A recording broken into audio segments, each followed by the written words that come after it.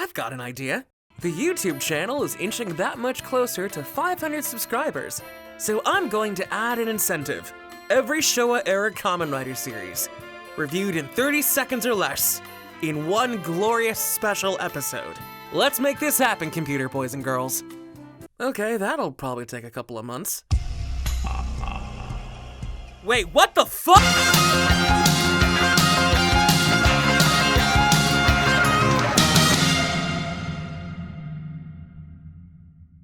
You madmen. You absolute madmen.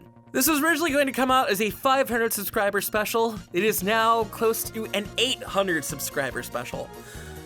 Oh boy. So, here's how this is gonna work. I'm going to go through the entire Showa era of Kamen Rider, and I'm going to basically review every single one in 30 seconds or less. Now, before we start, just a reminder, these are opinions.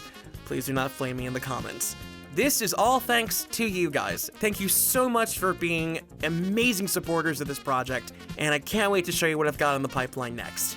Also, a quick little micro apology to Jello Apocalypse for essentially cribbing his format. Please give him a follow, he does a lot of really cool things, including the web series Epithet Erased. Season 1 is available on VRV right now, so go watch it. This is not a paid thing at all whatsoever, this is just karma, because I don't feel like getting hit by a car tomorrow morning. That being said, let's do this.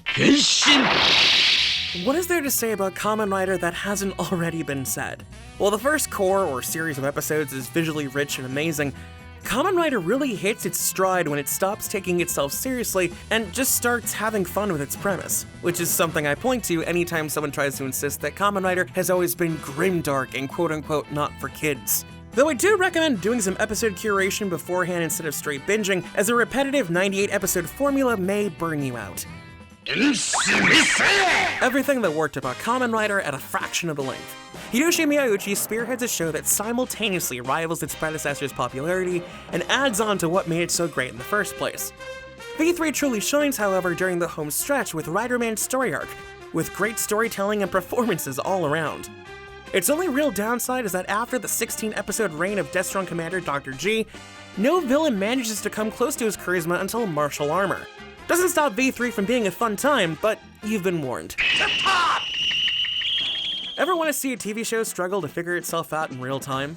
X begins by setting up a dramatic ongoing story arc before jettisoning the whole thing altogether. Though, even without the arc, X manages to be a good time throughout, which is why it's a personal favorite. The other part being the tie-in movie Five Riders vs. King Dark, a crossover so good that fan favorite Shire Productions ripped off of it wholesale for an unauthorized Rider flick. I mean, plagiarism is the greatest form of flattery. A childhood favorite, a show that had no right being as half as good as it actually was, and the answer to the question of what if Kamen Rider hadn't let up on the horror dial. Whereas X tried and flopped on a long-form storyline, Amazon took notes and ran with them to deliver a compelling character drama with solid performances throughout. It still goes laughably over the top in some spots, including the bloody decapitations, but instead of impeding the drama, the silliness adds to Amazon's overall charm. You can't help but to get hooked, but thankfully not slashed.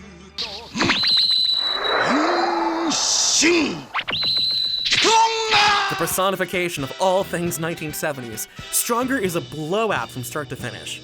Along with Shigeru Joe being one of my favorite writer protagonists by virtue of trolling an evil organization into giving him superpowers, the series breaks off the dial several times with characters like General Shadow, things like exploding rose minefields, and Stronger coming up with new and improbable ways of electrocuting people. Had Kamen Rider as a franchise ended here, this would have been a high note. As it is though, you learn very quickly why it's a fan favorite. What if Ultraman 80, but it's a Kamen Rider show? I'm not exaggerating when I say that. Skyrider's new Kamen Rider maintains a similarly earnest and fun vibe throughout. It helps that Hiroshi, our lead, is basically your fun older brother, and he makes for a great hero to watch. It also helps that Skyrider's solution to most problems is smashing walls with motorcycles. The cherry on top of the whole series is the fan-favorite crossover 8 Riders vs. Galaxy King, which in turn was the foundation for the best Rider movie ever made, Sorry Not Sorry. Not a whole lot to say about Kamen Rider Super 1. It's basically Season 2 of Skyrider, only now with Kung Fu and space! This isn't a bad thing though, because Skyrider was a good show, so more power to it. Super 1's only real downsides are its manga Matsuri movie being a retread of Versus Galaxy King structure-wise, and the unfortunate recent activities of the lead actor and his embezzling money from fans. Do not let that stop you from giving this one a watch though. It's definitely worth it.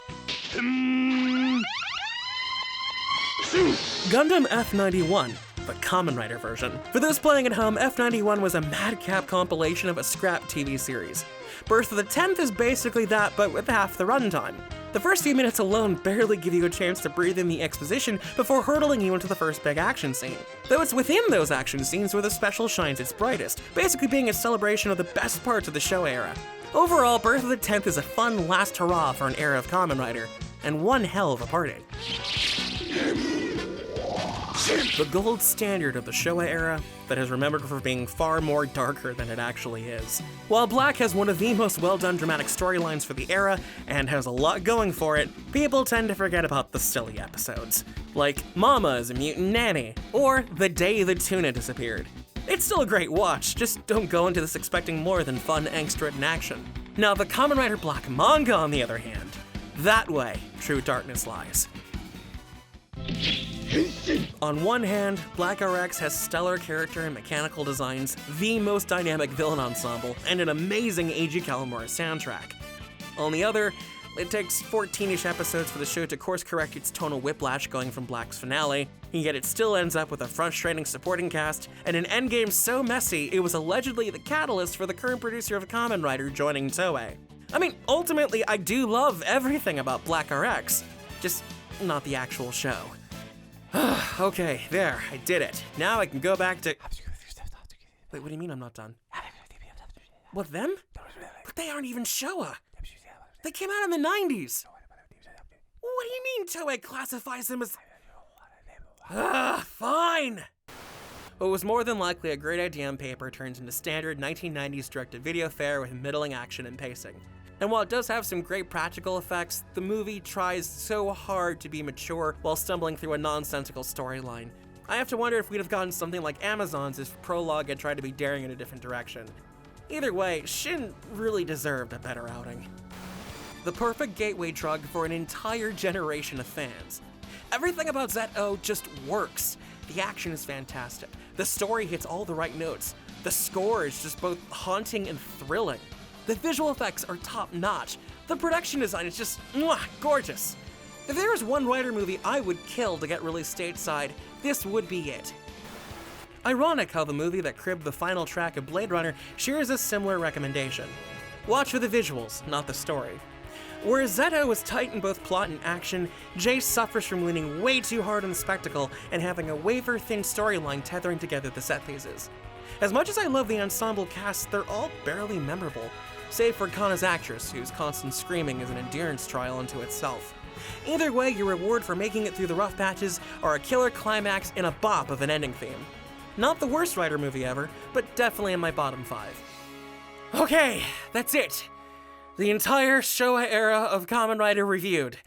We did it. It's over. I can go back to editing other stuff. No!